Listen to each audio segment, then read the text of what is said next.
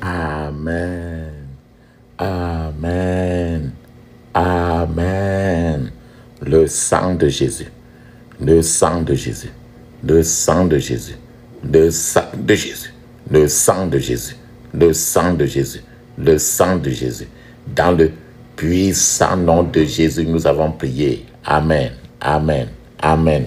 Bien-aimés dans le Seigneur Jésus-Christ, bonjour ou bonsoir, suivant le temps qui se passe là où vous êtes maintenant. Je suis apôtre Focam chrétien du ministère de Jean, chapitre 8, verset 32, c'est-à-dire du ministère de John et Tereto Ministry. Je suis votre partenaire de prière de tout le temps, votre partenaire de prière de tous les jours. Encore que la grâce et la paix de notre Seigneur Jésus-Christ soient avec vous et toute votre famille. Amen.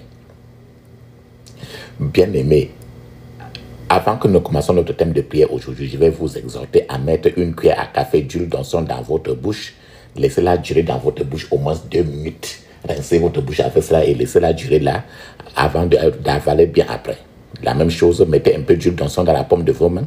Frottez vos mains, frottez votre paume de main, frottez la paume de vos mains. Frottez là, frottez suffisamment, frottez votre front. Frottez votre front, touchez vos cheveux avec l'huile d'onction, touchez votre nombril avec l'huile d'onction. La même chose que vous avez fait, faites la même chose pour vos enfants, sur vos enfants aussi. Partout. Et d'autres fois, quand l'enfant, d'autres fois, tu peux, si tu as des mauvais rêves, tu peux t'embaumer complètement avec l'huile d'onction avant de dormir. Et lave-toi toujours avec l'eau bénie. Alléluia. Amen. La Bible nous dit dans 1 Thessaloniciens chapitre 5, verset 17, il est écrit, priez sans cesse. Priez sans cesse. Priez sans cesse. Parce qu'il faut prier sans cesse. Notre thème de prière. Aujourd'hui, c'est les armes spirituelles pour la guerre spirituelle. Les armes spirituelles pour la guerre spirituelle. Je vais vous donner, aujourd'hui, on va parler trop des armes spirituelles. Et maintenant, nous allons parler aussi de la guerre. Et je vais partager avec vous un certain nombre d'armes que notre Dieu a mis pour toi et moi. Au moins 129. 129 armes que tu peux utiliser dans la guerre spirituelle. Amen. Papa, maman, avant que nous ne commençons, je vais prier pour vous que aujourd'hui, vous vous élèverez au-dessus de tous les non-croyants autour de vous au nom de Jésus. Après cette prière, Dieu se lèvera et vous donnera une percée décisive aujourd'hui au nom de Jésus. Alléluia. Amen. Notre sujet d'aujourd'hui, c'est les armes spirituelles pour la guerre spirituelle.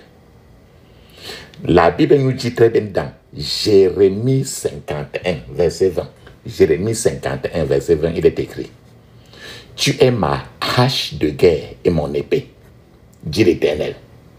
Par toi, je briserai des nations et je détruirai de nombreux royaumes. Maintenant, dans Jérémie 51, cette fois-ci du verset 21 maintenant et jusqu'au verset 23, il est écrit: par toi, je briserai le char et celui qui le monte. Par toi, je briserai l'homme et la femme. Par toi, je briserai le vieillard et l'enfant. Par toi, je briserai le jeune homme et la jeune fille. Par toi, je briserai le berger et son troupeau. Par toi, je briserai le laboureur et son attelage de bœufs. Par toi, je briserai les chefs et les magistrats. Car tu es ma hache de guerre. La Bible nous dit très bien qu'il va, papa, maman, t'utiliser pour faire beaucoup de choses. Par toi, je vais. Donc, le Seigneur a besoin de toi comme l'extension de sa main pour la guerre spirituelle, pour la guerre. C'est de ça que nous parlons aujourd'hui. Parce que tu es ma hache de guerre. C'est ce qui est écrit dans Jérémie 51, verset 20. Tu es ma hache de guerre et mon épée. Toi et moi. Maintenant, un verset qui concerne la guerre. Éphésiens chapitre 6, verset 12, il est écrit: car nous n'avons pas à lutter contre la chair et le sang, mais contre les dominations, contre les autorités, contre les princes de ce monde, de ténèbres, contre les esprits méchants dans les lieux célestes. Frères et sœurs, quand tu entends, car nous n'avons pas à lutter contre la chair et le sang, mais contre les dominations, ces versets nous parlent des problèmes de la bataille déjà, de la guerre. Il y a donc une bataille et une lutte qui est en cours. Que vous y croyez ou non n'est pas important. Le Seigneur l'a dit et que c'est là et c'est là. La parole de Dieu ne respecte pas mon opinion ni ton opinion. La parole de Dieu dit, nous luttons. Et de l'ensemble, la parole de Dieu dit, nous luttons. Nous luttons. Nous luttons contre les dominations. Donc, la lutte de tous les actes, papa, de tous les actes de combat. La guerre, quand tu entends le mot guerre, la guerre est la plus dangereuse. Le mot guerre, quand tu entends le mot guerre, la guerre est la plus dangereuse des actes dans le combat. Il existe des règles, normalement, qui régissent la boxe. Tu connais la boxe? Il y a les règles qui régulent la boxe. Par exemple, dans la boxe, vous ne devez pas frapper votre adversaire en dessous de la ceinture. Vous ne devez pas le mordre avec vos dents. C'est ça la boxe. Il y a des règles ainsi.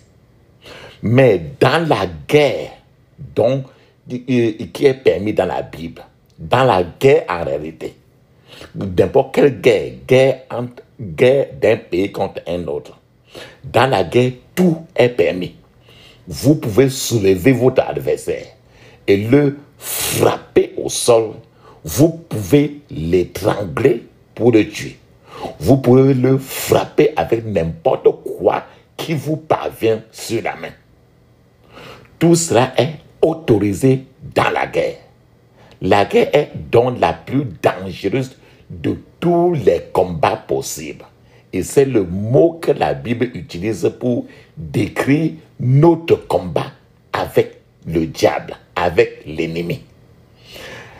La Bible ne dit pas que nous devons boxer. La Bible ne dit pas qu'on doit boxer l'ennemi. La Bible ne nous dit pas qu'on doit discuter avec l'ennemi. La Bible ne dit pas que nous devons lutter seulement avec les mots qui sortent de la bouche. Non. La Bible ne dit pas que nous devons faire des débats d'idées avec l'ennemi. Non. La Bible dit que nous devons lutter. Nous devons lutter la guerre. Et cette lutte implique tout notre corps. Toute partie de notre corps saura que vous êtes en train de combattre. C'est pour ça que le Seigneur dit que parce que tu es ma hache de combat. La Bible nous dit alors à ce niveau-là, dans 2 Corinthiens chapitre 10, de 4 à 6, il est écrit, car les armes avec lesquelles nous combattons ne sont pas charnelles, mais elles sont puissantes par la vertu de Dieu pour renverser les forteresses. Nous renverserons un raisonnement et toute hauteur qui s'élève contre la connaissance de Dieu. Et nous amenons toute pensée captive à l'obéissance de Christ. Nous sommes prêts à venger toute désobéissance lorsque votre obéissance sera achevée. Papa, maman, dans ce verset, tu as compris très bien. Là, ce verset rappelle très bien que nous ne discutons pas avec les forteresses. Nous renversons les forteresses. On ne tapote pas les forteresses, on les renverse. Nous ne débattons pas avec les forteresses. Nous renversons les forteresses.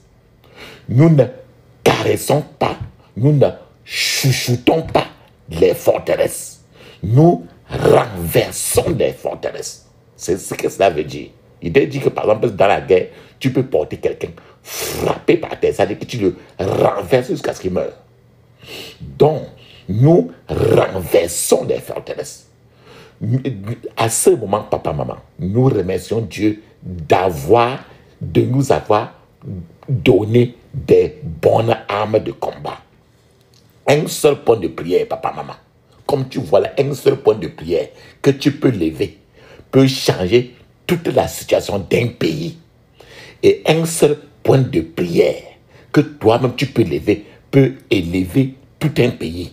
La Bible dit que ces armes de combat sont puissantes par Dieu.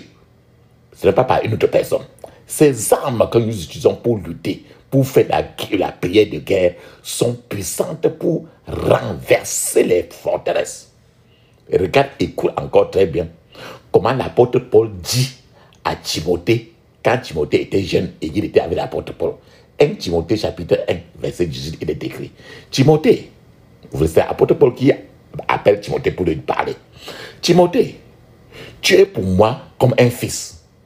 Ce que je te dis de faire est en accord avec les prophéties qui ont été dites à ton sujet dans le passé. Je veux que vous vous souveniez de ces prophéties et que vous combattiez le bon combat de la foi. Apôtre Paul dit à Timothée de faire les guerres spirituelles parce que Dieu l'avait déjà dit par le passé. Apôtre Paul est maintenant en train de rappeler au petit Timothée d'entrer dans les prières de guerre. Je veux que vous vous souveniez de ces prophéties et que vous combattiez le bon combat de la foi. Bien-aimé, il y a une bataille qui fait rage de nos jours. Et cette bataille-là se fait rage jour et nuit. La seule façon pour l'ennemi, la seule façon pour que l'ennemi ne combatte pas contre vous, il y a deux options. Si vous voulez oublier totalement votre destinée divine, alors vous remettez votre destinée à Satan. Et Satan, il n'a plus à combattre avec vous parce qu'il est prêt déjà à vous porter pour lancer dans l'enfer. Ou alors, si vous mourrez, vous ne pouvez plus combattre Satan. Il n'y a que deux options là. Soit vous mourrez pour ne plus faire face à Satan, soit vous découragez et Satan s'occupe de toute votre vie et vous détruit. Il n'y a pas de demi-mesure. Il n'y a pas de terrain d'entente entre un enfant de Dieu et le monde satanique. Jésus lui-même, Jésus-Christ lui-même a dit, je cite, « Celui qui n'est pas avec nous est contre nous. Celui qui n'est pas avec nous est contre nous. » Cela veut dire que si ton papa n'est pas avec Jésus, ton papa est contre toi. Si ta maman n'est pas avec Jésus et que tu es avec Jésus, alors vous êtes en opposition. Celui qui n'est pas avec nous est contre nous. Le celui-là, c'est un chèque blanc. Ça veut dire que ça peut être ton papa, ta maman, ton oncle, ton mari, ta femme, tes enfants, etc. Celui qui n'est pas avec Jésus est contre Jésus. Il n'y a pas de demi-mesure, il n'y a pas d'à peu près, il n'y a pas de terrain d'entente, il n'y a pas de demi avec Jésus, demi avec Satan. Cela n'existe pas. Ça existe avec Satan, mais ça n'existe pas avec Dieu. Ou tu es totalement avec Dieu, ou tu n'es pas. Je suis en train de vous dire que quoi? Que si, regarde un peu ta famille, si seulement 25% des membres de ta famille sont nés de nouveau, cela sont nés vraiment de nouveau, vrais. Cela veut dire que les 75% de vos membres de famille qui restent sont contre vous. Ça, c'est un fait clair. Tu les appelles famille, ça ne veut rien dire. Les 25%, si les 25% des gens de ta famille prient suffisamment beaucoup et qu'ils ont abandonné, ils sont nés de nouveau, ça veut dire que les restes de 75% sont contre vous. Celui qui ne se rassemble pas avec nous disperse. Donc, nous naissons dans la guerre spirituelle. On nous accouche dans la guerre spirituelle. C'est toute une famille. Dans une famille, s'il n'y a qu'une seule personne qui est née de nouveau, ça veut dire que tout le reste des 99% des gens de la famille, la seule personne qui reste là va souffrir beaucoup. Et la personne va finir par se reculer seulement pour en vivre. Parce que le reste est contre Jésus. On ne peut pas vaincre l'ennemi qui est de l'extérieur lorsque l'ennemi qui est dans toi n'est pas vaincu. C'est-à-dire que si ton ennemi est de l'extérieur, cet ennemi qui vit dans toi et qui marche dans ton corps, si cet ennemi-là n'est pas sorti, tu ne peux pas vaincre l'ennemi du dehors. Alors, à ce moment maintenant, nous avons parlé de guerre. Maintenant, on va déchirer, on va dépisser, on va expliquer ce que le mot guerre veut dire. Qu'est-ce que la guerre? Guerre spirituelle, arme spirituelle, guerre spirituelle. Qu'est-ce que la guerre veut dire? La guerre, c'est une opération militaire entre deux camps ennemis. La guerre implique de nombreuses choses. La guerre est une activité entreprise par un groupe pour détruire ou affaiblir l'autre groupe. Donc, tout ce qui affaiblit votre pouvoir est en train de vous combattre. C'est une lutte ou bien c'est un conflit. C'est ça qu'on appelle la guerre.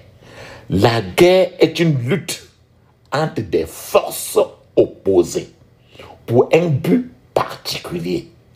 Je répète encore. La guerre est une lutte entre des forces opposées pour un but particulier. Je vais vous donner certains faits sur la guerre que nous menons dans le monde spirituel. Il y a certains faits que toi et moi nous devons connaître sur la guerre elle-même. Mais je vais vous donner au moins 7 points, 7 faits sur la guerre que nous menons, cette guerre spirituelle. Premièrement, c'est une guerre féroce et c'est une guerre méchante. Je suis en train de vouloir vous dire que quoi? Il ne sert à rien que quelqu'un par exemple dise que, eh bien, Dieu voit mon cœur, je n'ai jamais gâté la vie de personne. Je n'ai jamais tué quelqu'un. Je n'ai jamais fait du mal à quelqu'un. Je n'ai pris ni la femme, ni le mari de personne. Je n'ai pas tué l'enfant de quelqu'un. Personne ne devait donc m'apporter des problèmes. Papa, maman, la guerre est féroce et la guerre est méchante. De plus, vous ne feriez pas simplement appel pour que tout le monde ou le pouvoir vous laisse tranquille. Sachez très bien, depuis le jour où on vous a accouché, le fait que tu existes est déjà un problème. Tu n'attaques personne. Ta naissance signifie que tu as commencé déjà la guerre. Jésus était né dans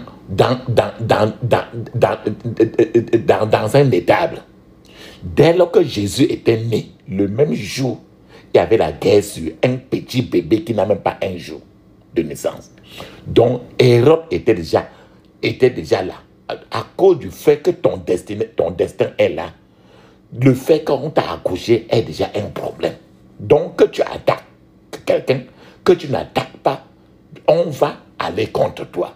Certains gens, le plus souvent, viennent pleurer, se plaindre aux autres, ou bien au pasteur, ou bien à qui que ce soit, en disant qu'elles ne savent pas ce qu'elles ont fait pour que les puissances maléfiques les poursuivent, pour que les démons les poursuivent dans la nuit. C'est une plainte inutile. C'est pourquoi elles sont appelées méchantes. Nous vivons, que nous le sachions ou pas, nous vivons dans un milieu où les démons sont là et depuis qu'on t'a accouché, ils sont là. Si tu ne fais pas la guerre ici, tu meurs. Tu fais la guerre, tu sors victorieux. Vous n'avez pas besoin d'offenser quelqu'un avant qu'elle ne vous attaque. Que tu attaques, que tu n'offenses pas, on va vous attaquer parce que tu es venu sur la terre pour la guerre et tu as hérité la guerre. Combien de personnes, en réalité, comme tu vois là, quand on a accouché Jésus, le même jour qu'on l'a accouché, Hérode le détestait déjà. Tout le monde le détestait déjà.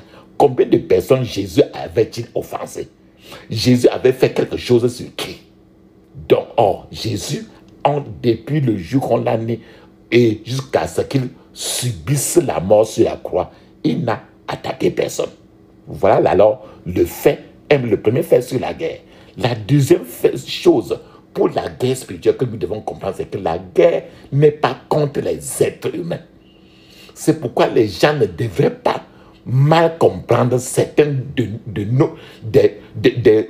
nos points de prière quand nous parlons, quand nous faisons la prière.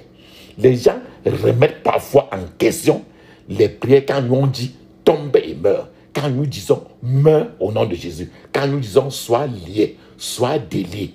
Les gens ignorent tout simplement ce que nous voulons dire. Frères et sœurs, papa, maman, lorsque dans un point de prière, nous disons soyez liés au nom de Jésus, nous voulons dire simplement que nous interdisons à ces démons-là d'agir. Voilà. Lorsque nous disons soyez déliés, nous voulons dire que nous permettons quelque chose. Parce que tu utilises l'autorité du chrétien.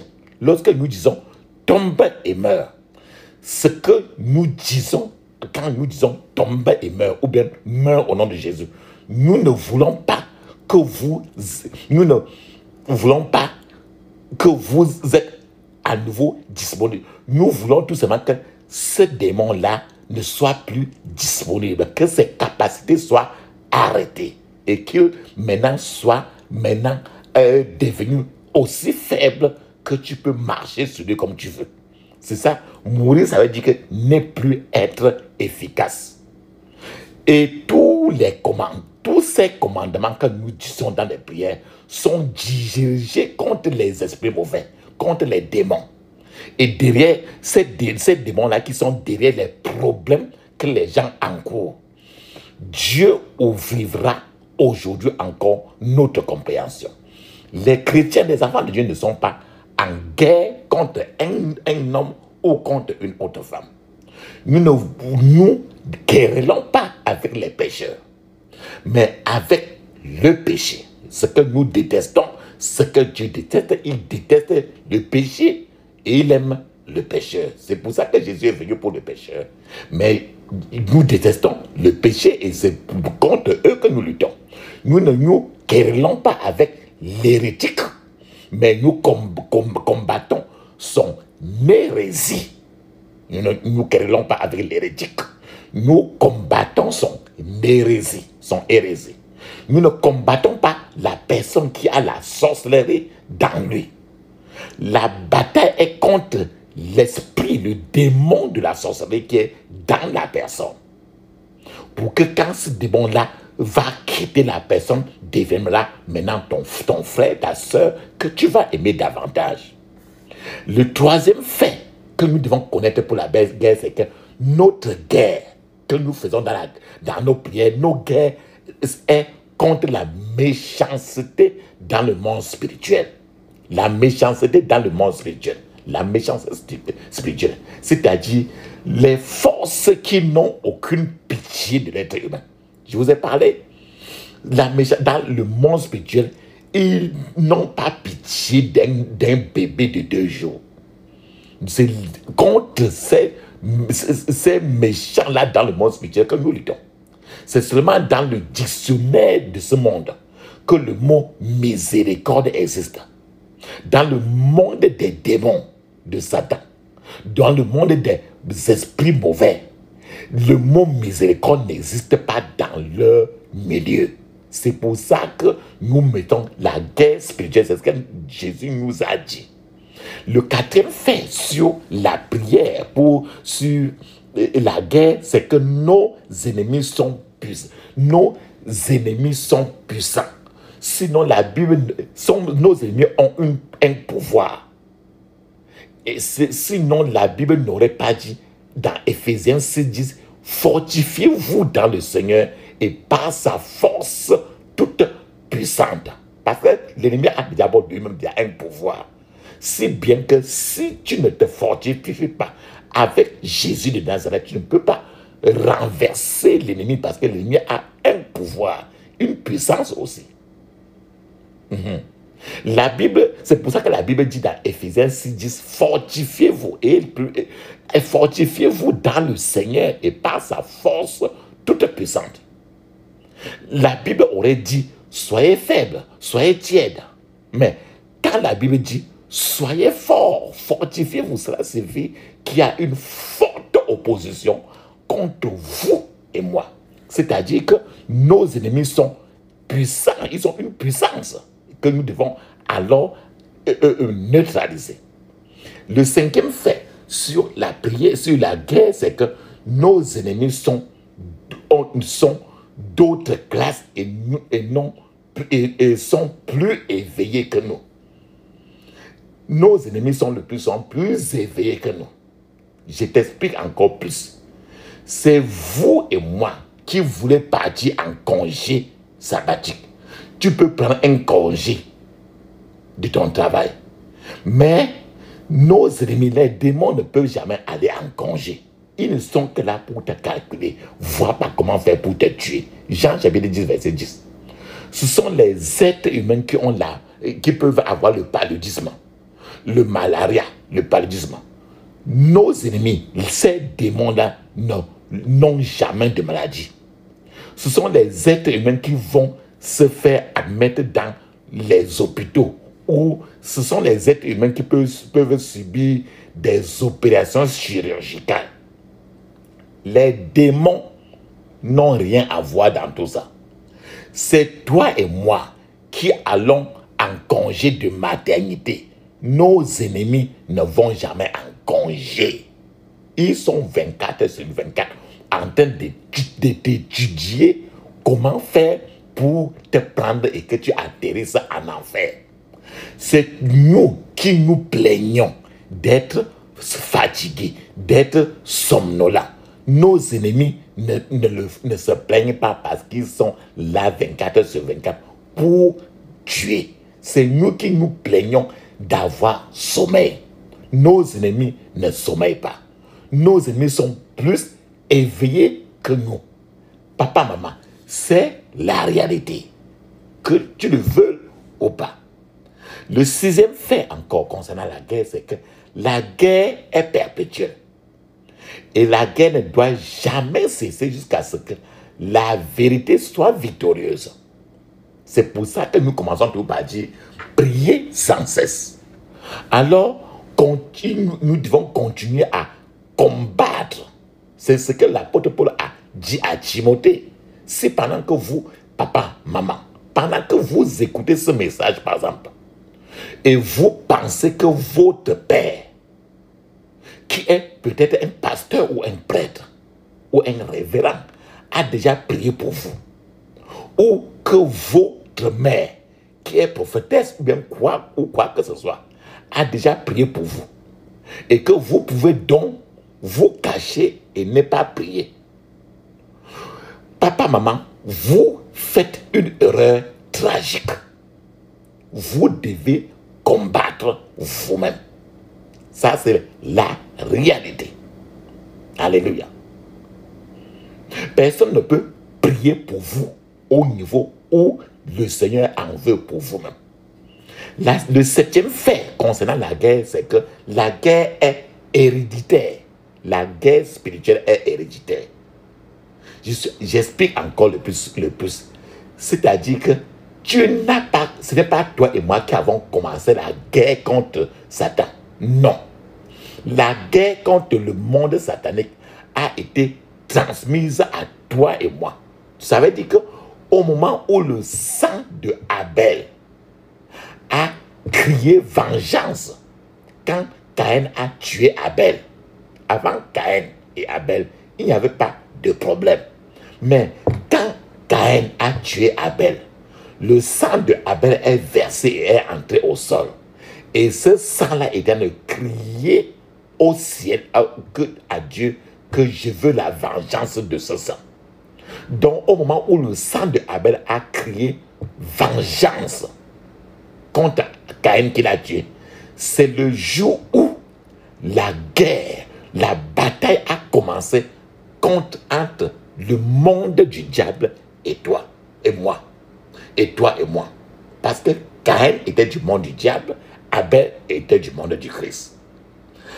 Avant cela, selon la Bible, il n'y avait pas de guerre. Mais ce jour-là, quand le sang de Abel a crié, alors la guerre a commencé. au moment où le sang de Abel a commencé à crier, oh Dieu, lève-toi et venge-moi contre ce Caïn. C'est ce jour-là où la guerre a commencé. Papa, maman, maintenant, je vous ai déjà donné 7 faits qui concernent la guerre. Je veux passer maintenant, je vais vous parler maintenant des armes spirituelles que la Bible nous parle. Je vais vous parler d'au moins 129 armes spirituelles que Dieu nous permet d'utiliser pour lutter. Je vais essentiellement te conduire dans l'arsenal de guerre de Dieu. Tu peux y prendre n'importe quelle arme. Imagine. Donc je vais t'amener dans le garage, dans l'arsenal de guerre de Dieu. Et dans cet arsenal-là, tu peux y prendre n'importe quelle arme. Et quand tu l'utilises, et si à un moment donné, cette arme que tu as prise pour prier avec, si elle s'avère inefficace, tu la retournes dans l'arsenal de Dieu et tu choisis une autre arme. Le type de guerre menée déterminera le type ou le succès de l'arme que tu emploies. Les difficultés auxquelles tu es confronté détermineront aussi l'utilité de l'arme de guerre que tu veux utiliser. Par exemple, si le feu brûle, s'il y a incendie et que tu es appelé à éteindre cet incendie, tu ne dois pas venir avec un couteau pour dire que tu veux couper l'incendie. Ce n'est pas l'arme appropriée pour éteindre le feu. Aussi, si un esprit mari de nuit ou femme de nuit, si un esprit mari est en train d'harceler, de malmener une femme ou un homme jour et nuit, alors la personne aurait tort de décider que l'arme à utiliser contre cet esprit de mari, ce mari de nuit, cette femme de nuit, est de baigner la banane et de le manger. En fait, la personne ne pourra jamais résoudre le problème. Mais si la personne utilise par exemple le sang de Jésus ou bien le tremblement de l'eau pour brûler l'eau, ou bien il verse le feu dans l'eau, alors ça peut détruire. Maintenant, l'arme peut s'avérer efficace. Maintenant, il y a d'autres règles spirituelles maintenant que je vais encore partager avec vous. Une autre règle que vous devez savoir d'abord pour que vous soyez qualifié à travailler avec Dieu, c'est que vous devez abandonner votre vie totale à Jésus. Si vous n'êtes pas né de nouveau, par exemple, les armes spirituelles dont nous parlons aujourd'hui ne sont pas pour vous. Donc, c'est les armes de Dieu. Et si tu n'es pas né de nouveau, ça ne peut pas marcher pour vous. La deuxième règle, c'est que couvrez-vous toujours du sang de Jésus avant de commencer à utiliser les armes. Vous comprenez toujours comment, quand nous commençons, nous disons toujours, je couvre mon esprit, mon âme, mon corps, et tout ce que j'ai, toutes mes possessions, du sang de Jésus. Donc, couvrez-vous toujours du sang de Jésus avant de commencer à utiliser n'importe quelle arme, avant n'importe quelle prière. La troisième règle, c'est que utilisez toujours le nom de Jésus. Lorsqu'un esprit qui vient de l'eau sort pour combattre quelqu'un et que la personne commence à appeler Sainte Marie, il faut venir m'aider. Si la personne commence à appeler Marie, qu'est-ce que Marie, qui n'est qu'une personne comme toi, a à voir avec cette affaire de démon de l'eau? Un esprit de l'eau va simplement achever la personne. Ce que j'appelle l'esprit de l'eau, c'est les esprits quand tu rêves, par exemple, que tu fais le rapport sexuel. On vient te faire le rapport sexuel, même dans les rêves. C'est les esprits de l'eau. Goliath, par exemple, aussi. Goliath est debout et vous appelez Marie. Goliath a besoin d'un caillou sur son front pour qu'il tombe. Même si tu prends le caillou qui est Jésus lui-même et tu tapes tape Goliath par ses pieds, Goliath va continuer à achever la personne jusqu'à ce que tu prends l'arme pour viser le point faible de l'ennemi, Goliath, qui est son front. Goliath ne reconnaît pas Marie. La seule chose que Goliath et Pharaon reconnaissent est: je viens contre toi, Goliath. Je viens contre toi, Pharaon, au nom du Seigneur Jésus. Ils reconnaissent, avec le nom de Jésus, ils sont déjà par terre. Aussi, utilisez le nom de Jésus si vous devez réussir dans la guerre spirituelle. C'est une obligation, car la Bible dit qu'au nom de Jésus, tout genou fléchit. Que ce soit aussi des choses dans les cieux, sur la terre et sous la terre, ils doivent fléchir. Il est écrit aussi que le nom de l'Éternel est une tour forte. Le juste s'y réfugie et se trouve en sécurité. C'est la parole qui dit. C'est pour ça que le nom de Jésus est très clair. Donc, chaque fois que quelqu'un prie avec vous et refuse d'appeler, si tu vois quelqu'un, tu écoutes quelqu'un prier, et que vous réalisez que la personne n'appelle pas le nom de Jésus, alors ramassez votre Bible, ramassez votre sac et fuyez ce milieu-là, parce que la personne qui ne prononce jamais Jésus-Christ de Nazareth est un sataniste. La quatrième règle que nous devons savoir, c'est que utilisez votre autorité, l'autorité du chrétien. Sachez que l'ennemi est déjà vaincu. Ce n'est pas vous qui êtes en train de vaincre l'ennemi. Sachez que l'ennemi est déjà vaincu. Utilisez cette autorité. C'est pour ça que dans les guerres, je dis, crie fort, sois violent, sois agressif. L'ennemi est déjà vaincu. Toi et moi, nous sommes là pour renforcer cela et l'affaiblir davantage. Le cinquième règle, c'est que priez à haute voix. Et soyez précis dans vos prières. Soyez précis et soyez agressif. Soyez précis. Ne faites pas des prières globales. Soyez très précis pour malmener l'ennemi. Priez à haute voix. C'est pour ça qu'il dit que répète. À haute voix. Soyez agressif. La Bible dit que nos paroles sont spirituelles. Sont des bombes spirituelles. Et nos paroles voyagent. C'est-à-dire que tu peux être dans ta chambre. Et tu peux être en train de résoudre un problème dans un autre continent. Ce que tu dis dans ta propre chambre voyage des continents et des continents. C'est ça que nous appelons notre parole. Nos paroles sont spirituelles et puissantes. La sixième règle que nous devons comprendre, c'est que utiliser la parole de Dieu pour combattre. Utilisez toute la parole de Dieu pour combattre. Ressortez les Écritures. Vous devez être versé, habitué dans les Écritures bibliques. C'est-à-dire, laissez la parole de Dieu habiter richement en vous. Soyez versés dans la parole de Dieu et l'utilisez. Je prie pour que toute pauvreté de la parole de Dieu dans nos vies disparaisse aujourd'hui par le feu au nom de Jésus. Aussi, papa, maman, appelez les anges de Dieu pour la protection et la force. Vous pouvez appeler les anges de Dieu pour vous protéger et pour la force, pour vous aider. Je vous donne un témoignage. C'était un jour comme ça à l'église. Il y a une parole de connaissance qui est sortie. Et cette parole de connaissance était telle que un serpent particulier devait sortir et mourir par le feu. Et quand un homme est rentré après l'église, quand il y a un homme qui est rentré chez lui, et quand il est entré dans sa barrière, dans sa cour, par la barrière, et il a trouvé dans sa cour 5 gros serpents morts. Mais l'un des 5 serpents avait un très gros ventre. Alors, avant de le brûler, l'homme a dit, bon, il faut qu'on coupe le ventre de ce gros serpent et voyons ce qu'il a dans son ventre. Alors, ils ont coupé le ventre de ce gros serpent.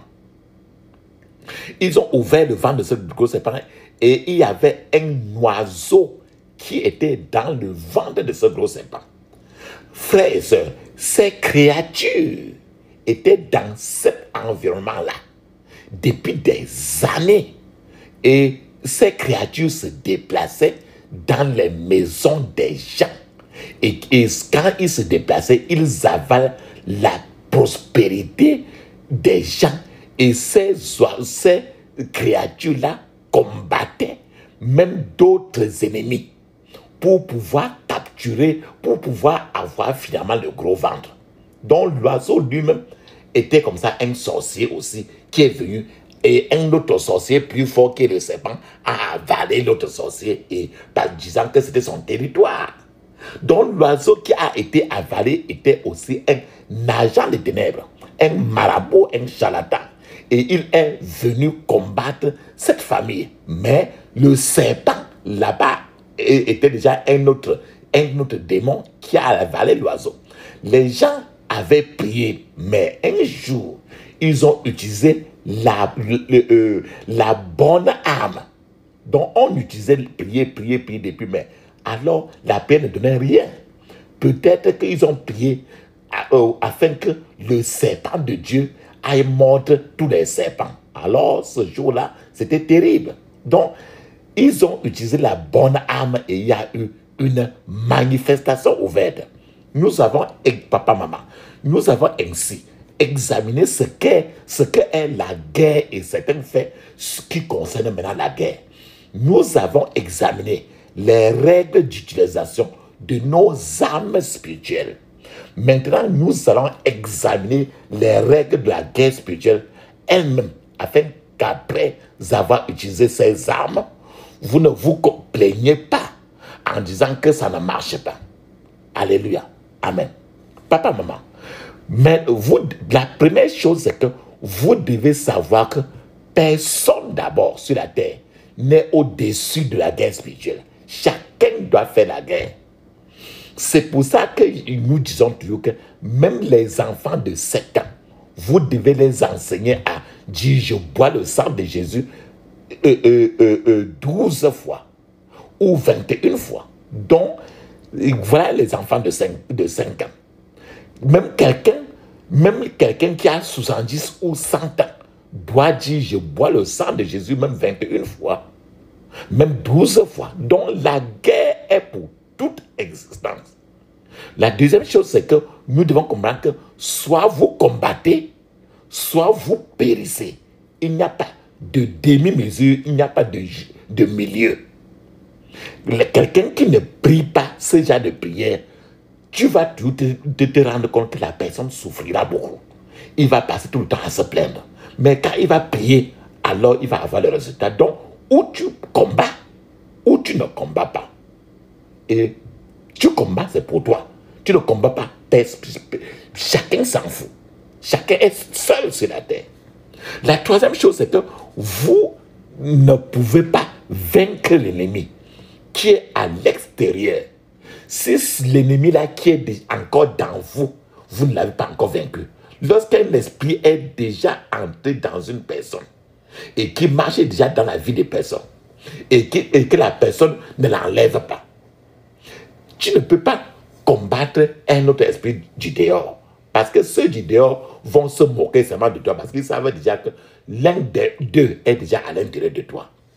La quatrième des choses, c'est que le péché renforce l'ennemi contre vous. Le péché renforce l'ennemi contre vous.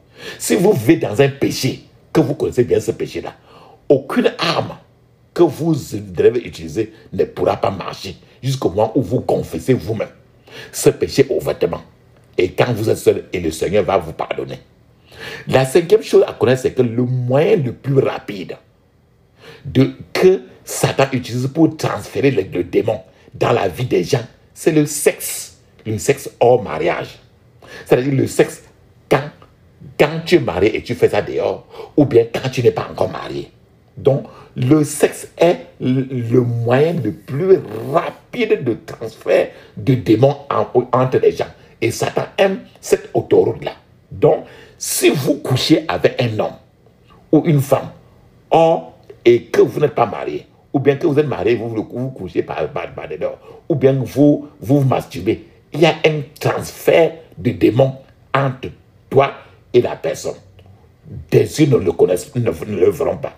Vous collectez ainsi, vous êtes en train de récupérer ainsi un démon de votre partenaire sexuel. Et tu prends ces démons et lui maintenant il reprend aussi ta part de démons.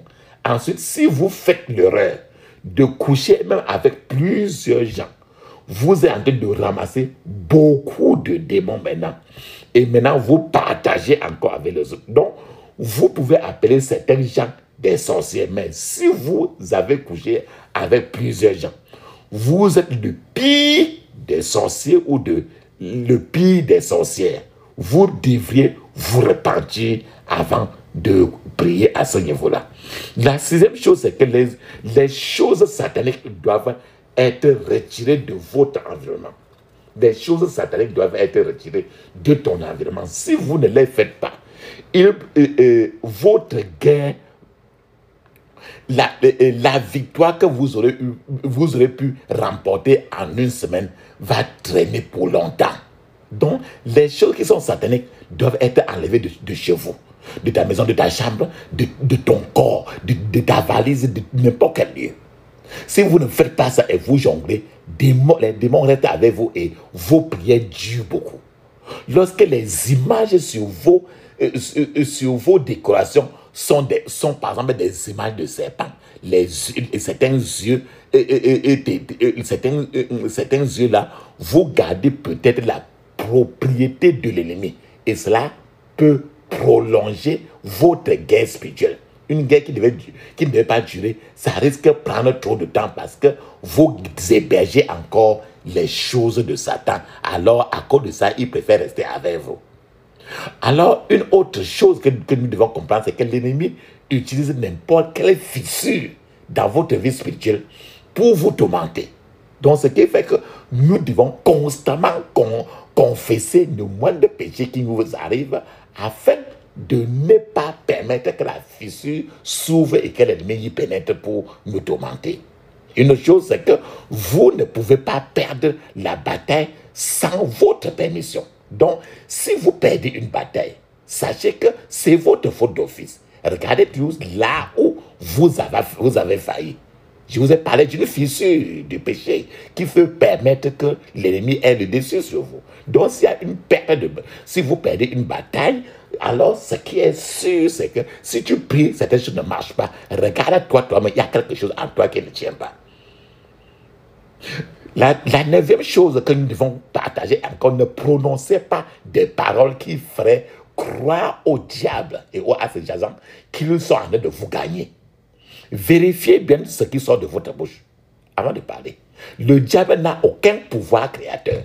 Mais lorsque vous parlez contre votre vie, quand vous dites des choses négatives contre vous, le diable peut mettre un cachet et passer par là maintenant pour vous malmener. C'est comme la femme blanche. Une femme blanche qui le plus souvent disait toujours que mes pauvres pieds-ci, mes pauvres pieds-ci, mes pauvres pieds-ci, mes pauvres pieds-ci. Finalement, ses pieds, ses jambes sont devenus vraiment pauvres. C'est-à-dire que quand il marchait maintenant, les genoux faisaient toujours trop mal. Parce que lui, les mots qui sortaient de sa bouche maudissaient ses pieds. Donc, parlez toujours positif sur vous, même si vous souffrez. Donc, ce que vous dites de vous, Satan est là pour prendre, il a toujours un bic et un cahier pour recorder le moindre mot. La deuxième chose, c'est que portez toujours votre armure selon Éphésiens chapitre 6. Et la autre chose, c'est que la peur, l'inquiétude, l'anxiété attire la défaite. Quand tu as peur, ça ouvre la porte à Satan. L'inquiétude et l'anxiété, le fait d'avoir trop de soucis, Satan aime ça. Évitez ça. Autre chose, n'écoutez pas Satan. Il est le père du mensonge. Autre chose, la bataille n'est pas la vôtre, mais la bataille est celle du Seigneur. Soumettez-vous au Seigneur dans n'importe quelle situation, car c'est le moyen de vaincre vos ennemis. Alléluia. Amen. Maintenant, je vais vous parler. Je vous ai parlé aujourd'hui du titre « Armes spirituelles pour la guerre spirituelle ». Je vous ai promis que je vais partager avec vous, je vais vous amener dans l'arsenal de Dieu. Je vais vous présenter au moins 129 armes spirituelles de Dieu qui sont dans la Bible. et que tu peux utiliser. Voici la liste des armes spirituelles que je peux partager avec vous. Premier, le feu du Saint-Esprit. La Bible dit que notre Dieu est un feu dévorant. Ce feu du Saint-Esprit peut être divisé en deux. Il y a le feu lapidateur et le feu dévorant. Quand vous dites recevez des pierres de feu au nom de Jésus, quand vous dites cela, c'est un sujet de prière sérieux qui peut disperser toute réunion de sorcellerie qui est en train de se passer contre vous. Le deuxième arme, la parole de Dieu. La Bible dit que la parole est comme un bouclier qui brise les rochers. La Bible dit que la parole de Dieu est vivante et efficace, plus tranchante qu'une épée quelconque à double tranchant. C'est Hébreux 4, verset 12. Donc, quand un groupe dans le monde spirituel est contre vous, vous pouvez élever la voix comme le tonnerre et dire, recevez le feu au nom de Jésus. Et cela peut arriver. Le troisième arme, la flèche de Dieu. La Bible dit que Dieu ordonne une flèche contre les méchants. Vous pouvez utiliser aussi l'épée du Seigneur. Quand Dieu dit par exemple, oh Seigneur, que ton épée se lève et détruise tous les plans de l'ennemi qui sont contre ma vie. C'est une grande prière que vous allez faire. Il y a aussi maintenant, le cinquième, c'est ce qui est écrit dans Job 38, verset 1. C'est le tourbillon de Dieu. Le tourbillon, tu connais le tourbillon, non?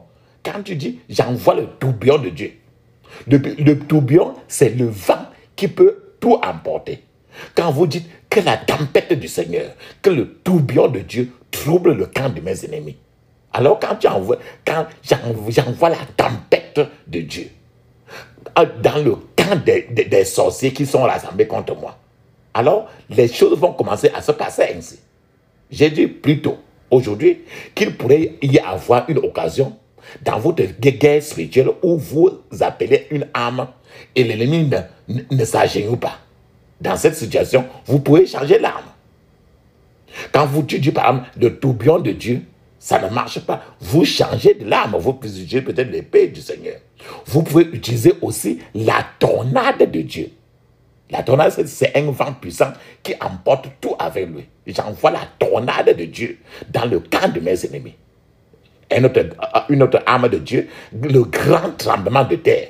Souvenez-vous que pendant que Paul et Silas chantaient des louanges, ils étaient tous dans la prison. Il y a un tremblement de terre est venu et a secoué partout.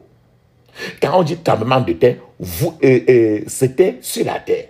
Mais si votre problème vient de l'eau, si tu as eu à rêver et que quelqu'un t'a couché dans la nuit, dans ta vie, et que tu as rêvé, tu t'es trouvé un jour dans l'eau, alors tu peux utiliser, quand tu entends le plus tremblement de terre, il y a aussi l'arme qu'on appelle tremblement de l'eau. Quand tu dis, j'envoie le tremblement de l'eau, vous pouvez utiliser le tremblement de terre contre lui et le tremblement de l'eau contre les problèmes qui viennent de l'eau, d'une rivière. Il y a aussi le tremblement de l'air, tremblement de terre, tremblement de l'eau, tremblement de l'air. Il y a aussi la tempête horrible. J'envoie la tempête horrible contre mon pharaon au nom de Jésus. Il y a la 11e arme, c'est les pièges du Seigneur. Vous devez avoir lu le dicton du chiromancien, qu'ils tombent dans les pièges qu'ils m'ont tendus. Donc, quand la Bible dit, dans le psaume, il dit qu'ils tombent dans les mêmes pièges qu'ils m'ont tendus. Donc, il y a l'arme des pièges du Seigneur. Il y a ce qu'on appelle encore la fournaise d'affliction. La fournaise d'affliction. La fournaise des problèmes. Vous pouvez prier en disant, tous ceux qui m'ont préparé des problèmes, qu'ils tombent eux-mêmes dans la fournaise de problèmes. Alors eux-mêmes qui sont rassemblés pour te créer des problèmes, ils vont se retrouver maintenant au centre de trop de problèmes. Il y a aussi ce qu'on appelle la hache de combat. Aujourd'hui, nous avons appelé, tu es la hache de combat. Dieu a dit cela. Donc la hache de combat, ce n'est pas comme notre hache normale que nous avons pour faner le bois. La hache de combat qui est dans le magasin de Dieu, c'est une hache qui a une lame très large. Et lorsqu'elle atterrit sur la tête d'une personne, elle coupe la tête de la personne en deux. Donc, imagine une hache où le bout de la hache, même qu'on coupe le bois avec, est très large. Donc, c'est ça qui est dans le magasin de notre Père. Il y a maintenant la 14e arme, c'est la tempête destructive. J'envoie la tempête de Dieu. Il y a aussi le tonnerre et éclair de Dieu. Tu peux envoyer le tonnerre et éclair de Dieu contre tes ennemis. Tu peux aussi envoyer le tonnerre et le feu de Dieu. C'est la 16e arme. Tu peux envoyer aussi le souffle et le feu de Dieu. De 18e arme, tu peux envoyer l'instrument de mort. Pourquoi il dit cela? La Bible dit que Dieu prépare un instrument de mort contre nos ennemis. C'est écrit dans le psaume 7, verset 13. Il y a aussi l'arme, les barres de fer. La Bible dit, tu les briseras avec une verge de fer. Tu les briseras comme un vase de potier. Donc, il y a les barres de fer qui sont les armes que tu peux utiliser. J'envoie les barres de fer contre mon ennemi au nom de Jésus. Il y a autre chose qu'on appelle la grêle et le feu. La grêle et le feu, c'est l'une des armes que tu peux utiliser. Si tu peux dire par exemple, grêle et feu, tomber du ciel sur mes ennemis au nom de Jésus. Grêle et feu. Grêle et feu. Tomber du ciel sur mes ennemis au nom de Jésus. Nous avons la douleur, les douleurs et les plaies. C'est écrit dans Apocalypse chapitre 16 et verset 11.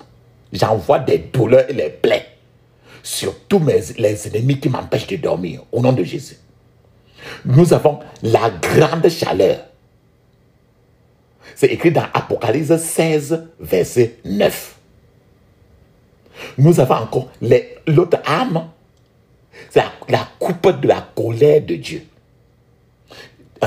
Je commande aux anges de Dieu de verser la coupe de la colère de Dieu sur mes ennemis. Le 24e arme de Dieu, c'est le scorpion. Les scorpions de Dieu. J'envoie contre mes ennemis les scorpions de Dieu. Il y a les sauterelles de Dieu qui sont des armes aussi. Les plaies, les blessures. J'envoie les plaies de Dieu contre tous les sorciers et sorcières qui me menacent. J'envoie les pestilences. Les pestilences sont les armes de Dieu aussi. Je commande la famine de Dieu au milieu de tous les sorciers et sorcières qui se regroupent contre ma vie. La famine de Dieu. Il y a la grande fournaise. Fournaise, c'est quelque chose qui brûle trop. Je commande la grande fournaise dans le camp de mes ennemis. Il y a encore une arme, c'est la grande montagne embrasée par le feu. Lorsque vous invoquez la grande montagne de feu pour perturber une réunion de sorcellerie, aucun sorcier ou sorcière n'osera assister à la réunion ce jour-là.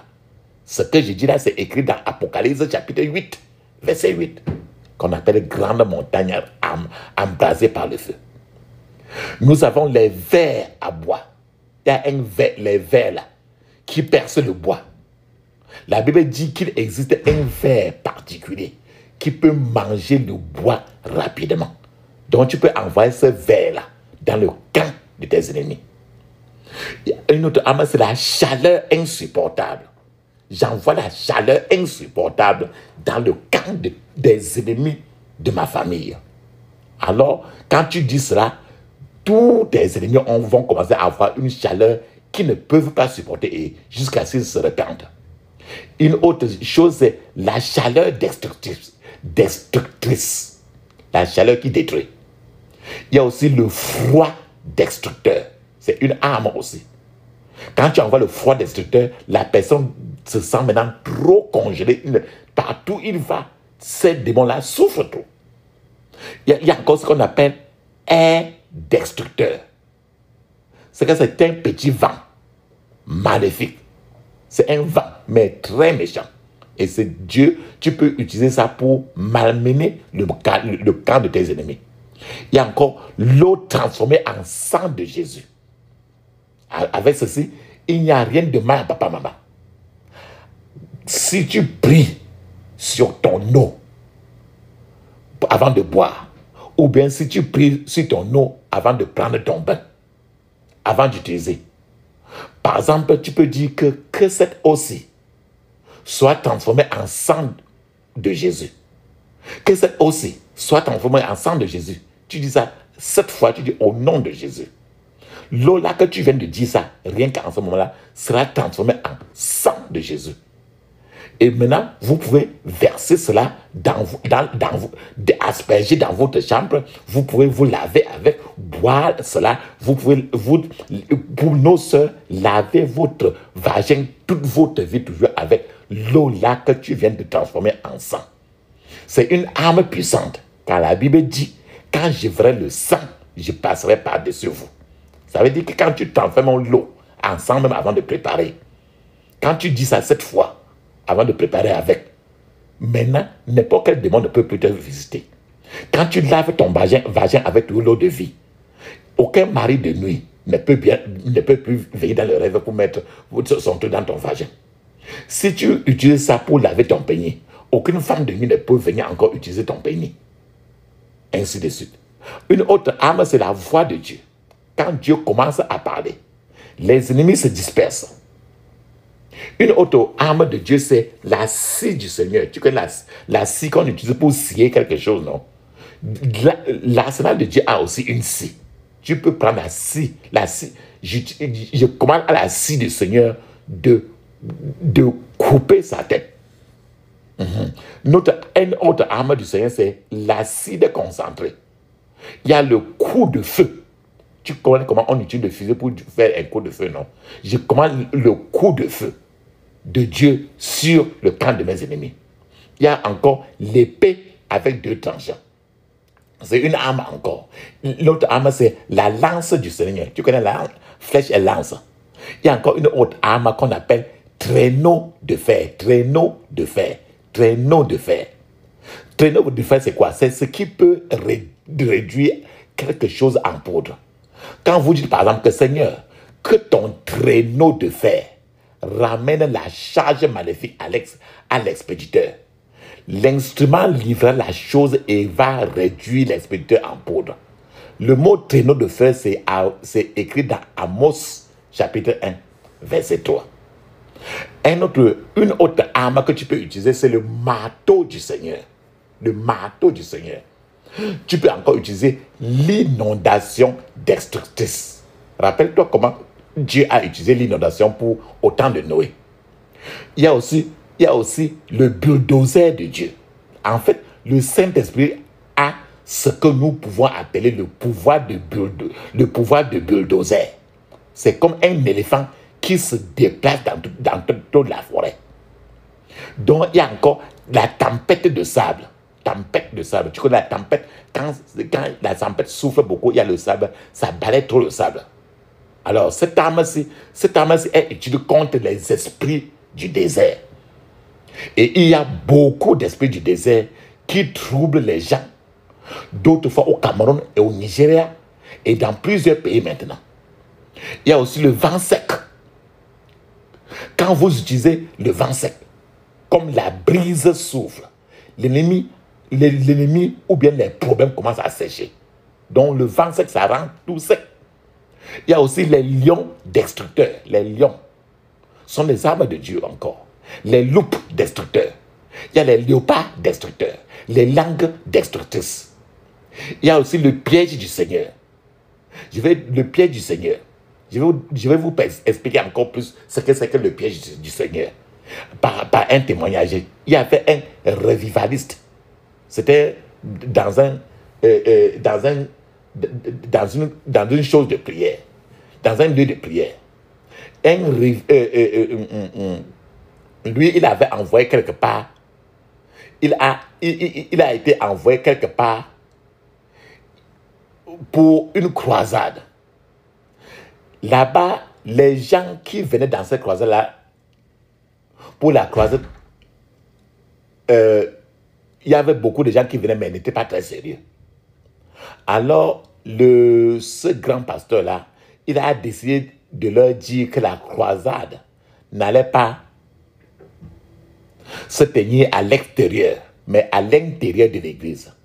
Alors, le pasteur a fermé l'église ce jour-là et a dit au placeur de l'église de ne laisser personne sortir. Alors, il a décrété que le piège de Jésus devait attraper tous ceux qui sont à l'intérieur.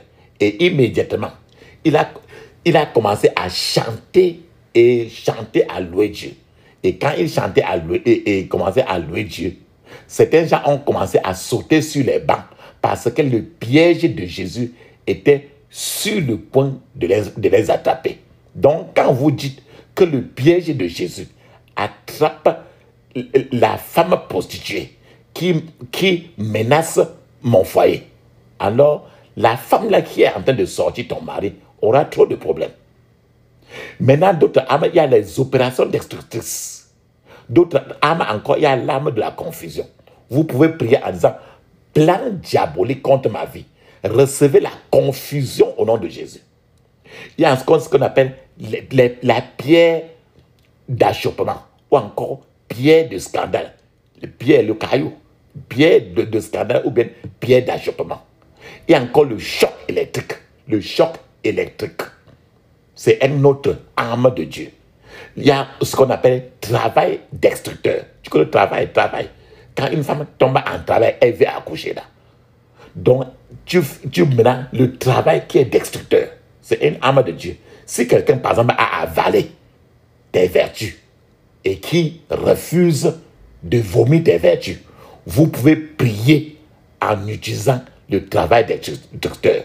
Que tout pouvoir qui a avalé mes vertus reçoit le travail, entre en travail destructeur maintenant, au nom de Jésus. J'envoie le travail destructeur contre tout pouvoir qui a avalé mes vertus au nom de Jésus. Il y a aussi les poisons de Dieu. Tu peux envoyer les poisons de Dieu. Le 60e arme, c'est le pouvoir de dépeuplement. Lorsqu'une armée de guerre vous attaque, vous pouvez élever la voix comme le tonnerre et vous dire, dépeuplez-vous par le feu au nom de Jésus. Donc, quand tu subis trop de menaces dans la nuit, tu dis à haute voix, dépeuplez-vous par le feu au nom de Jésus. Alléluia, amen. Et ça va se passer. Parce que c'est l'autorité. Tu es en train d'exercer ton autorité en tant que chrétien. L'autre arme, c'est l'arme de la destruction. L'autre arme, c'est la vengeance du Seigneur. L'autre arme que tu peux utiliser, c'est l'épée étincelante. L'autre arme que tu peux utiliser, c'est colère pure de Dieu. L'autre arme que tu peux utiliser, c'est la colère de Dieu. L'autre arme que tu peux utiliser, c'est le char de fer de Dieu. L'autre arme que tu peux utiliser, c'est le pierre d'affection. Pierre d'affection. Autre arme, c'est pain d'affection. Que mes ennemis mangent le pain d'affection et qu'ils boivent l'eau d'affection. Pain d'affection, eau d'affection, c'est les armes. Pain d'affection, c'est les pains maudits. Eau d'affection, c'est les eaux maudites. Tu peux dire encore qu'il y a encore une autre arme qu'on appelle charbon ardent. J'envoie des charbons ardents dans le cas de mes ennemis. Il y a aussi le nuage du chagrin. Nuage du chagrin. Il y a ce qu'on appelle nuage d'affection. Il y a le feu déchaîné. J'envoie le feu déchaîné. Je déchaîne le feu dans le camp de mes ennemis au nom de Jésus. Maintenant, il y a l'épée du Tout-Puissant. Il y a l'artillerie du Dieu Tout-Puissant. J'envoie l'artillerie du Dieu Tout-Puissant dans le camp de mes ennemis au nom de Jésus. Il y a le fusil de Dieu. Tu peux dire, j'utilise le fusil de Dieu pour tirer sur mes ennemis au nom de Jésus. Toum, au nom de Jésus. Toum, au nom de Jésus. Toum, au nom de Jésus. Tu fais ça 3 fois. Il y a aussi navire de guerre de Dieu Tout-Puissant. C'est encore une autre arme. Opération combinée des soldats de l'air, de la terre et de la mer du Christ. C'est pourquoi Jésus est appelé le Seigneur, l'Éternel des armées. Donc, une autre arme encore, c'est l'armée du ciel. Par exemple, le soleil, la lune, les étoiles constituent les choses de l'armée du ciel. Il y a aussi l'aveuglement. Recevez l'aveuglement. C'est une autre arme. Recevez la folie de Dieu. Les vers, les vers de terre, là. J'envoie les vers de terre contre mes ennemis. Un exemple d'état était les vers qui ont dévoré le roi Hérode. Le roi Hérode est mort parce qu'il était dévoré par les vers de Dieu. Manque de toutes choses. J'envoie le manque de toutes choses dans le camp de mes ennemis. Ça veut dire que quand tu envoies comme ça, tous les démons, ceux qui se transforment en démons pour venir te malmener, à ce moment, tu les mets maintenant dans une pauvreté totale. Il manque tout. Maintenant, il y a aussi les plaies continuelles, les plaies qui ne finissent pas. Il y a le cœur tremblant. Donc, c'est un cœur qui est toujours inquiet. Il y a aussi la peur du jour et la peur de nuit que tu peux envoyer. Il y a l'ivresse de sang, le fiel d'amertume, la malédiction écrite et la malédiction non écrite. Tu rassembles que la malédiction écrite et la malédiction non écrite. Tu envoies ça dans le camp de tes ennemis. Le feu qui brûle jusqu'au plus bas de l'enfer. Voilà, c'est une arme aussi. Tu peux envoyer aussi la malice. Quand tu dis que la malice retombe sur sa propre tête. C'est ce qui est écrit dans le psaume 7, verset 16. Il creuse en terre un trou profond. Mais dans la fosse qu'il a faite, c'est lui qui tombera. C'est la malice. Tu peux envoyer la destruction amère. Tu peux envoyer la double destruction. Tu peux envoyer la maladie du sommeil. J'envoie la maladie du sommeil dans le camp de mes ennemis. Tu peux envoyer les ténèbres. J'envoie les ténèbres dans le camp de mes ennemis. Je vous parle un peu des ténèbres. Le Seigneur notre Dieu a mis les ténèbres dans tout le pays d'Égypte. Pendant qu'il y avait de la lumière dans le camp du peuple d'Israël. Donc, d'autres fois, quand tu te rends compte que partout dans ton quartier, il n'y a pas de lumière, la lumière se coupe. D'autres fois, les sorciers font tout et tout pour placer tout le quartier dans les ténèbres. Donc, toi, tu veux dire que je commande les ténèbres de Dieu dans le camp des ennemis de ce quartier au nom de Jésus. L'autre arme, c'est la haine venant de toute créature. Il y a aussi le ridicule. C'est une arme. Le soleil brûlant. Il y a la folie. J'envoie l'arme de la malchance. Je commande à tous mes ennemis d'avoir une malchance totale au nom de Jésus. Il y a l'autodestruction.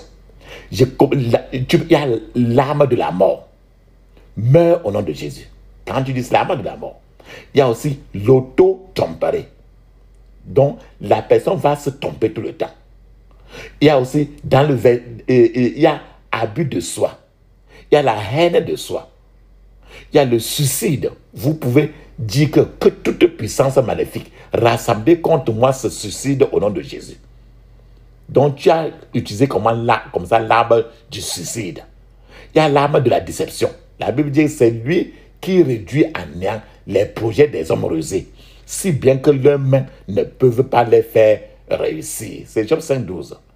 Donc, il y a l'arme de l'échec, l'arme de la peur de tout, l'arme du météo inconfortable, il y a l'arme du malaise de tous côtés, il y a l'arme du bouleversement, d'être indisposé. Il y a l'ouragan de l'éternel, il y a l'arme de l'ignorance, il y a l'arme de l'erreur. Vous pouvez, quand tu dis par exemple que mes ennemis fassent des erreurs qui feront avancer ma cause au nom de Jésus, tu as comme ça utilisé l'arme de l'erreur. Il y a les mauvaises interprétations. Ça veut dire tout simplement que cela peut amener l'ennemi à qui l'on demande d'aller lancer les malédictions. Alors il vient au contraire lancer sur toi des bénédictions.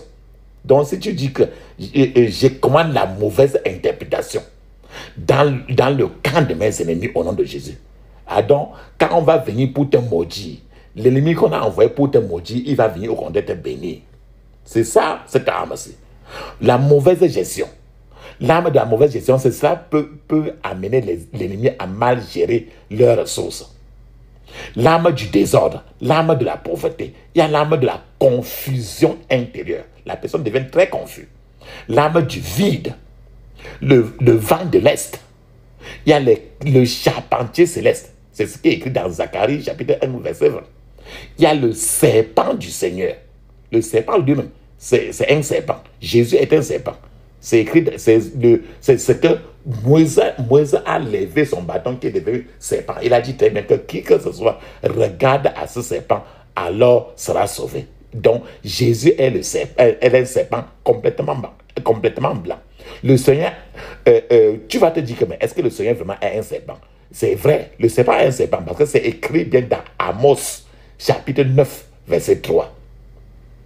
Par conséquent, vous pouvez demander au serpent du Seigneur d'aller et de mordre tous les esprits de l'eau qui vous suivent de gauche à droite.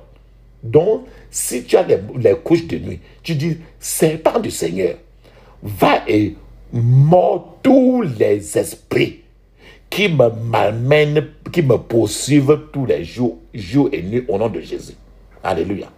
Maintenant, l'arme des louanges, l'arme des témoignages et l'arme, le bras du Seigneur. C'est le 127e arme. 128, il y a la guerre angélique. Vous ne pouvez pas vaincre l'ennemi extérieur si l'ennemi qui est à l'intérieur de vous n'a pas été détruit. Maintenant, le dernier arme, l'arme numéro 129, c'est les balles de prière. C'est ça que nous on va continuer encore aujourd'hui. Les balles de prière, ce sont des prières ciblées et spécifiques. Alléluia. Des prières ciblées et spécifiques. Évitez trop de prières globales, parce que cela ne vous aide pas. Nous pouvons nous arrêter ici. Au moment où vous vous asseyez et vous commencez à utiliser ces armes, trop de choses peuvent se passer. Vous pouvez en mettre certaines même de ces armes pratiquement en marche. Souvenez-vous que vous devez d'abord naître de nouveau, car vous ne pouvez pas commander au serpent du Seigneur alors que vous-même, vous êtes encore un serpent. Donc, si vous voulez vous abandonner à Jésus maintenant, alors, je m'approche de toi. Je m'approche de toi, source de vie, source de vie, source de vie. Mon sauveur, bénis-moi, source de vie, source de vie, source de vie. Mon sauveur, bénis-moi. Je m'approche de toi. Je m'approche de toi, source de vie, source de vie, source de vie. Mets ton image en moi, source de vie, source de vie, source de vie. Mets ton image en moi. Amen. Papa, maman, ferme tes yeux, ouvre ta bouche, dis ceci. Je couvre mes yeux, mes os. Je couvre mon esprit, mon âme, mon être, mon corps et toutes mes possessions du sang de Jésus. Je couvre mon esprit, mon âme, mon corps et toutes mes possessions du sang de Jésus. Dans le puissant nom de Jésus, j'ai prié. Amen.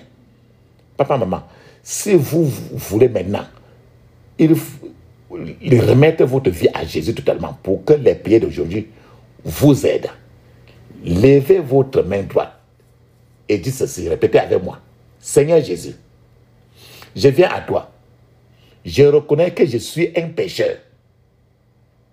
Pardonne-moi et purifie-moi avec ton sang. Je te remets ma vie maintenant. Viens dans ma vie. Au nom de Jésus. Dans le puissant nom de Jésus, j'ai prié. Amen. Maintenant, papa, maman, tu vas maintenant, le premier arme que tu vas utiliser, c'est l'arme du sang de Jésus. Tu vas élever maintenant ta voix, comme le tonnerre. Dis ceci, sang de Jésus, enveloppe ma vie, au nom de Jésus. sang de Jésus, enveloppe ma vie. Au nom de Jésus. Dans le puissant nom de Jésus, j'ai prié. Amen. Maintenant, dis ceci. Tout chaudron de pauvreté, la marmite de pauvreté, tout chaudron de pauvreté, avale ton propriétaire. Au nom de Jésus. Tout chaudron de pauvreté, avale ton propriétaire. Au nom de Jésus. Dans le puissant nom de Jésus, j'ai prié. Amen. Maintenant, tu vas utiliser l'âme du serpent du Seigneur. Nous avons parlé du serpent du Seigneur. Donc, le plus grand serpent qui peut manger tous les autres serpents, c'est Jésus lui-même. Ferme tes yeux, dis ceci. Tous, toi, serpent du Seigneur, mort tout serpent qui combat ma vie, au nom de Jésus. Toi, serpent du Seigneur, mort tout serpent qui combat ma vie, au nom de Jésus. Dans le puissant nom de Jésus, j'ai prié. Amen. Maintenant, tu vas utiliser, je vous ai montré presque 129 armes. Mais on va tester maintenant l'arme du feu et du soufre de Dieu. Feu et soufre de Dieu. Ferme tes yeux, dis ceci. Tout pouvoir qui me vole, tout pouvoir qui me vole, reçoit le feu et le soufre de Dieu au nom de Jésus. Tout pouvoir qui me vole, reçoit le feu et le soufre de Dieu au nom de Jésus. Dans le puissant nom de Jésus, j'ai prié. Amen.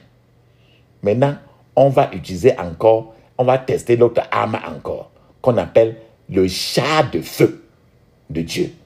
Le char. Tu connais le char, non? Le char qu'on utilise pour la guerre, là, non? Ferme tes yeux, dis ceci. Toute montagne dans ma vie, toute montagne dans ma vie, que le char de feu te poursuive dans la mer Rouge, au nom de Jésus. Que le char de feu te poursuive dans la mer Rouge, au nom de Jésus. Dans le puissant nom de Jésus, j'ai prié. Amen. Papa, maman, mets une pause. Ferme tes yeux. Tu vas parler en anglais 7 minutes. Le parler en anglais est écrit dans Marc 16, 17. Actes des Apôtres, chapitre 5, chapitre 2, versets 1 à 7. Et dans plusieurs pages du Nouveau Testament. Pendant que tu en parles en anglais, je suis en train de t'attendre. Vas-y, je t'attends.